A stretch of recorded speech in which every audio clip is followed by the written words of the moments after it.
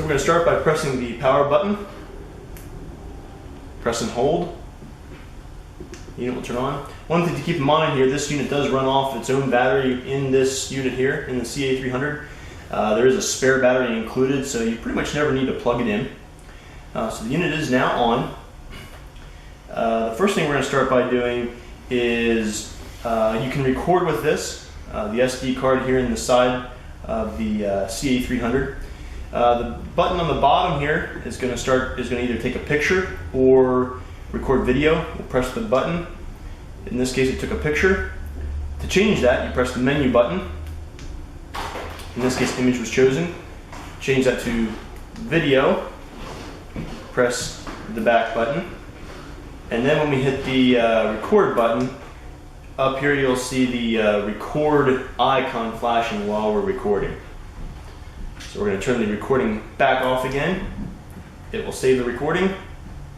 At this point, rotating the camera, when the camera's in the pipe, it's not always straight up. In this case, we're going to tilt it on its side. Hitting the rotate button will turn the image around so that you can get a good shot. Depending on what your how it's looking inside the pipe there, you can keep it straight up and down. This is not a self-leveling camera.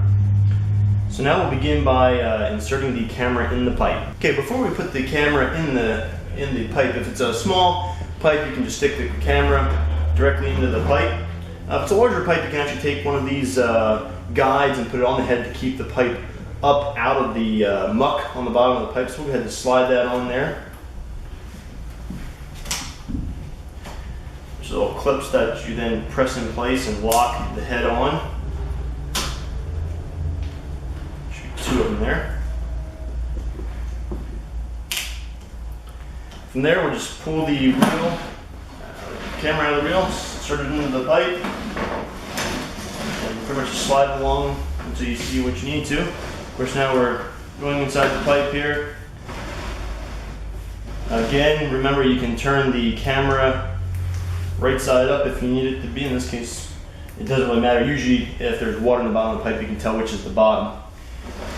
Insert it in there, and obviously we've got a piece of something stuck in the pipe there that we stuck in there, so now you can see what you're looking for.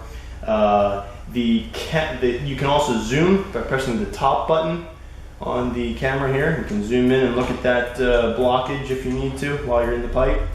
The other thing you can do is adjust the light sensitivity. You can go down with the light, you can go the whole way up with the light and make it brighter.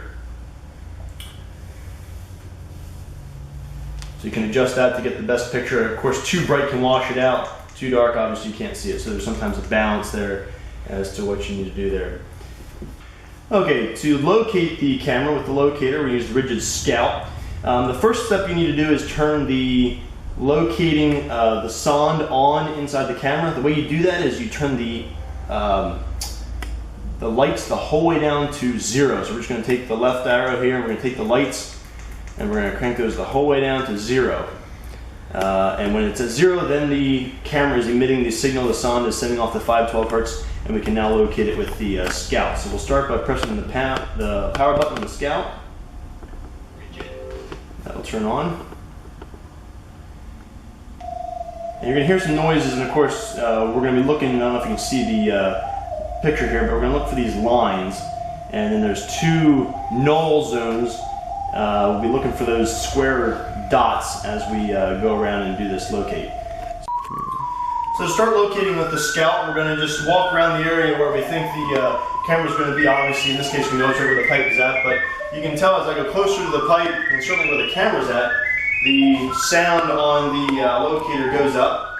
And what I'm looking for is 2 little round dots on my screen, and I want to center over those. One dot is going to be at the back side of the camera, the other is going to be at the head of the camera, and then we'll want to walk between those 2 dots. So I'm just going to walk around, I'm going to listen to the sounds being louder, and now I see a dot on the screen. I center over that dot, that's the back of the camera. I put a marker down.